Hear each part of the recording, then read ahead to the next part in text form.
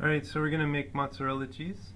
So the first step is getting some soybeans in the blender. And so I cooked these soybeans like a day or two ago, drained them, put them in the refrigerator, and so they're ready to go here. I'm just dumping some in. And there they are, and I add some water and just blend it up. Probably a normal blender would work too, but this will get them nice and fine. Let's see, and then in a separate, like a saucepan, you start loading it up with the dry ingredients. So hit this looks like nutritional yeast, and then tapioca flour. Right. And then let's see, I guess that's some salt. Yeah, I mean, salt is kind of bad, but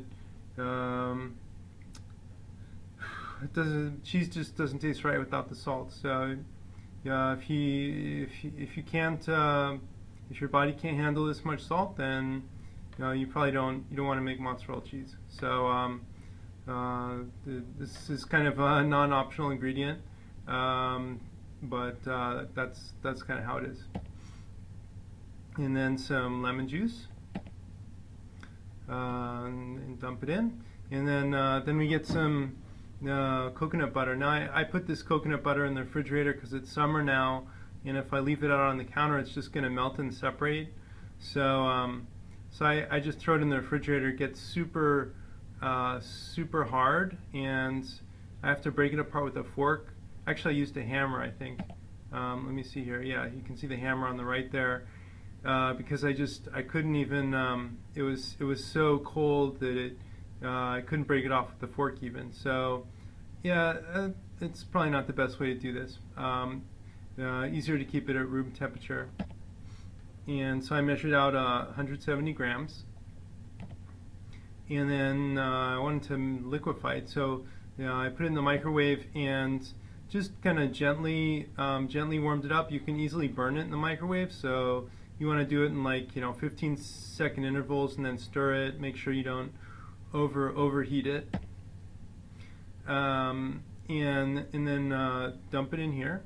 And so this is kind of like the dry ingredients, and the coconut butter is kind of not exactly a wet ingredient, but it's kind of liquidy. So then you mix it up. You want to add the wet ingredients gradually, so that so you don't have clumps. So as long as you, so then I got the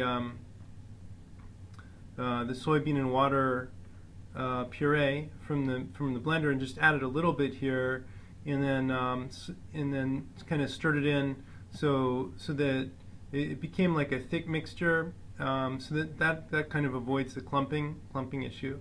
So it all once if you mix it this way gradually, then you get like this homogeneous consistency of mixture of ingredients. So I'm almost done mixing all the liquid in, and yeah, it's all mixed in now. I'm gonna turn on the heat. You can see the electric burner there is glowing a little bit. So it's still a little clumpy because the coconut butter wasn't like completely liquefied. So as it warms up a little, then it gets smoother.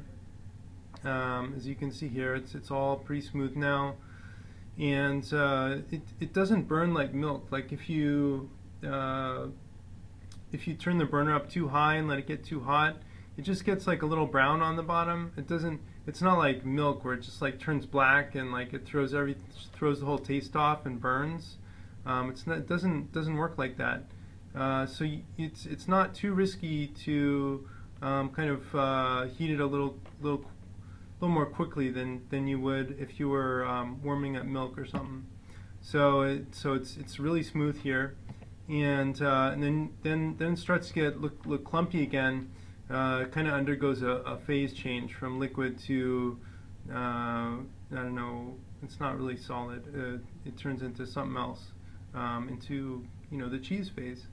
So it's beginning to solidify here, and then eventually you get to the point where you have a hard time stirring it. So it's kind of It just sticks. It's sticky.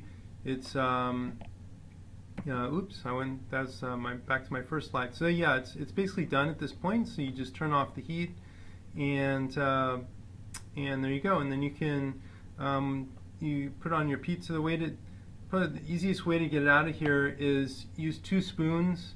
So like you use 1 spoon to dig out a little chunk of it, and then the other spoon to scrape that off onto your pizza. I don't know, maybe I'll do a video about that sometime in the future, but it should be pretty easy to figure out. And try not to eat all of it before you put it on your pizza, because yeah, it's pretty good. My daughter's always like, tasting, spooning chunks of cheese out on her finger and consuming it kind of before it's all assembled into a pizza. So yeah, you got to be careful with that. Fight your kids off, and should be good. All right.